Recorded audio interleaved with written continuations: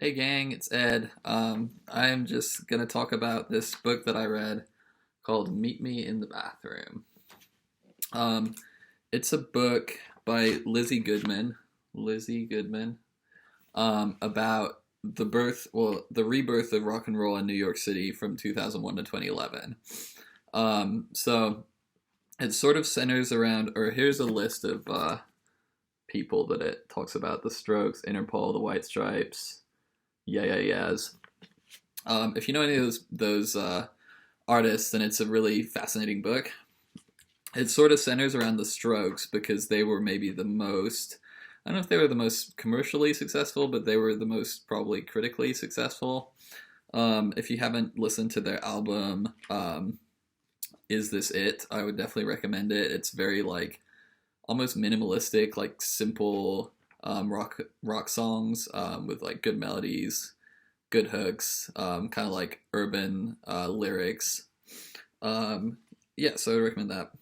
Um, so it starts out talking about this band. Well, it talks about a little about uh, rock and roll in general, and then it talks about how like there wasn't really anything going on in rock music, at least the way that the book tells it. There was like it was the era in of like 1997 to like 2001. It was kind of the era of like Limp Bizkit and like Papa Roach and bands like that, sort of like this rock rap, which got a bad rap. Get it? Got a bad rap in the music press for being shitty, basically. I mean, it's okay. I used to listen to that stuff, but it's like not very.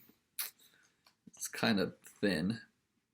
Um, then they talk about this band called Jonathan Firehose, which I hadn't heard of, but they were like apparently the precursor to the Strokes and that kind of band. Um, so they Jonathan Fire they were super like they just played good rock songs. I listened to like I wasn't a big fan from what I listened to, but like apparently they were like in the hipster scene in New York. They were like the big thing. Um, Unfortunately, their lead singer was a heroin addict. He was just the sort of guy who would do like any drug, and he became addicted to heroin, and so that kind of like led to the band falling apart. Speaking of drugs, a lot of drug use, like it seems like, I mean, that's stereotypical of rock and roll music, but I, for some reason, thought that like the Strokes and like the White Stripes, like it didn't occur to me that they would be doing heavy drugs all the time, but apparently they did. Um, So it talks about, in addition to the Strokes, it talks about the Yeah Yeah Yeahs, um, Interpol, LCD Sound System, and it kind of goes through their origin stories. Like LCD Sound System, the guy started out as a DJ, and then he got kind of popular. He was obsessed with like sound and recording, and that's why LCD Sound System's recording. The synthesizers always like super like they're good. Um, and then yeah, he went on to make LCD Sound System later on. There's this story about him like he was in his like late 30s and he was a DJ, but he wasn't like a big, it wasn't like LCD Sound System big. And he remembered finding out about Infinite Jest, that book by David Foster Wallace that's like 1,000 pages long, and he thought I could never make something like that. Even if I started right now, I would never be able to make something like that before I died. And I think that was part of the impetus for him to form LCD Sound System, which is a great band. If you haven't heard them, listen to the song Something Great. It's like, I guess it's about someone dying, but it's just a very good song. Um, so what else? It talks about the Yeah Yeah Yeahs. So they're led by Karen O, who is kind of this like an icon, like a fashion icon. She kind of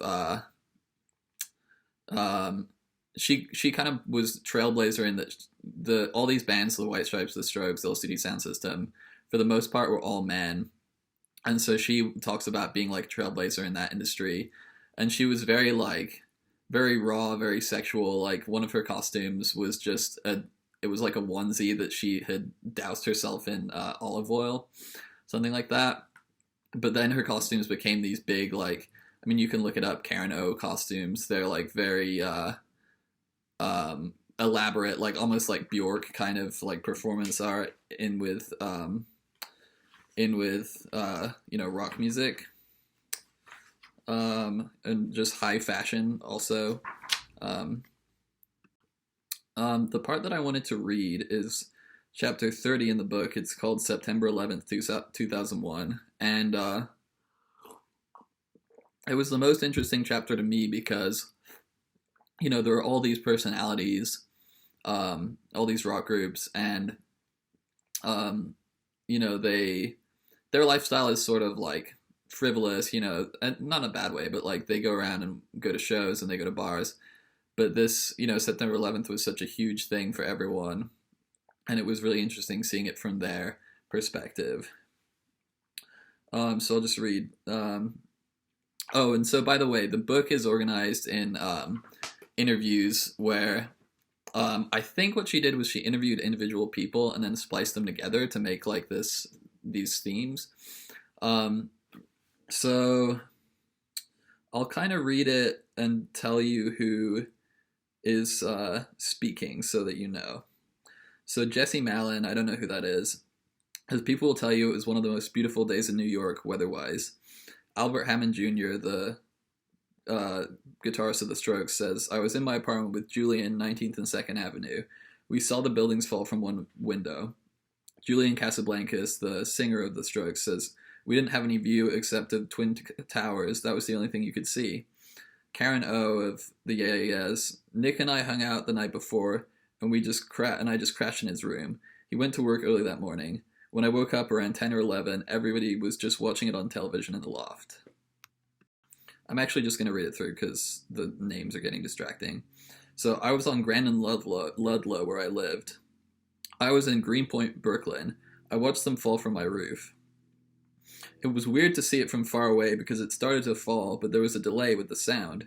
You could almost see it still standing, even though you knew it was falling, and all of a sudden it wasn't there anymore. It looked so unreal. You're in such shock that you don't recognize you're in shock. You were like, it fucking fell. The whole fucking thing fell. I had a job then. At that point I was doing data entry for Scholastic News. This is after I bailed on doing a real career. I was just doing shit work. I woke up to 1010 Wins every day. I think that's a radio station. And some chick phoned in and said, a plane crashed into the Twin Towers. I thought, cool, I'll go see that. Because I'm thinking, it has to be a Cessna. Some moron in a Cessna just crashed into the Twin Towers. I walked down and see Armageddon happening. Karen O. I just kind of wandered the streets. I didn't even remember how I got back to the East Village, but there was literally this toxic haze, like toxic smog, that was sitting over all of downtown. On Avenue A, you couldn't see 5 feet in front of you. Moby. It's my birthday, September 11th. That morning, of course, I was drunk from the night before, and the phone started ringing at 8 or something, and I remember thinking, who would call me at this ungodly hour on my birthday? It kept ringing, and I was like, oh, something bad must have happened. At that point, I heard the second plane hit the tower. I ran up on my roof. It was 1.5 miles away from the Twin Towers. The only time I'd experienced anything like that was watching a Jerry Bruckheimer movie. That's exactly what it looked like. It looked like cinematic CGI. Paul Banks. You know how in movies like King Kong, women put their hands over their mouths and run the other way? I saw that for real. That's not just a film trope. That's an animal thing that humans do. A reflex. Moby. It's that thing where 99.999% of what we experience is stuff we've already experienced. You touch a teacup and in some archetypical compartmentalized level, it reminds you of every other teacup you've touched. The weight, temperature, everything about it. Rarely do we experience anything genuinely new. I looked up and saw these huge flames billowing out of the Twin Towers, and my brain couldn't process it because I couldn't figure out what was happening. There was this lapse of, I don't know what I'm experiencing, and all the roofs of all the buildings around me were covered with people screaming and pointing. Tunde Adebimpe. I was asleep, and I got a call from my friend Zach. He just said, wake up. Dude, what the fuck? Get up. Dude, a plane just flew into the World Trade Center. And I said, keep in mind that my friends and I have a long history of pranking the shit out of each other. Fuck you, and hung up the phone. The phone rings again, like, no, dude, seriously, go to your roof. I went upstairs, and it was right after Tower 1 had been hit. I stood there for a while and ran downstairs, banging on Dave's door. Albert Hammond Jr. Julian's girlfriend, Colleen, wanted to go visit someone in a hospital. We went and it was like paranoia on the streets. Someone's cell phone wouldn't stop ringing and they couldn't stop it, and everyone started to run away from them because they thought it was a bomb. So we just started running too. Julian Casablancas. It was just like mayhem. Mayhem, chaos. I don't like talking about it, I guess. Karen O.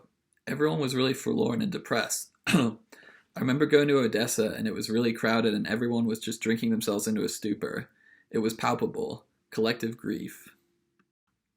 We all walked, this is Tunde Adebimpe again. We all walked down onto Grand Street in Williamsburg. We all stopped there and were just staring at it when this guy walked by us. If this were a movie, that guy would be foreshadowing the next 15 years. We're all staring at this building, freaked out, just really, really freaked out, wondering what's happening, and this guy stops next to us. He's got a briefcase and a tie. He's a little bit older than us, and he's like, oh my god, a lot of clients of mine were in that building. I probably just lost a lot of clients. We all looked at him, and before we realized what was happening, we were holding Dave back because he was about to beat the shit out of this guy.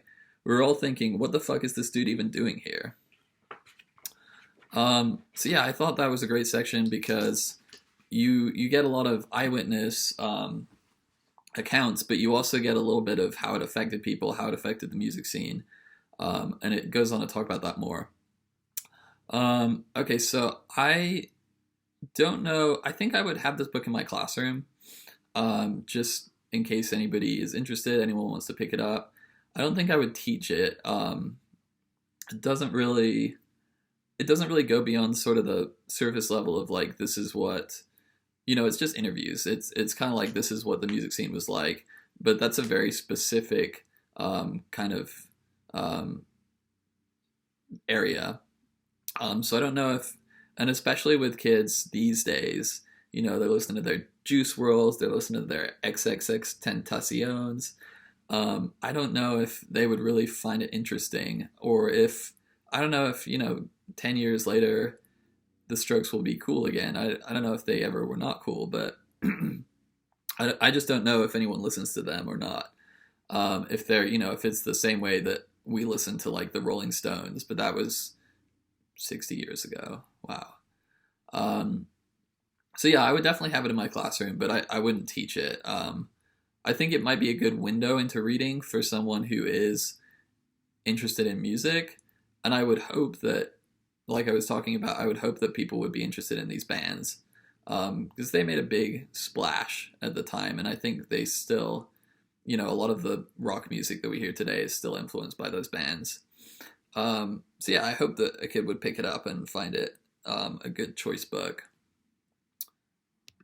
So thanks for listening, and let me know in the comments or email me, I guess, or whatever, if you have questions, and thanks for watching.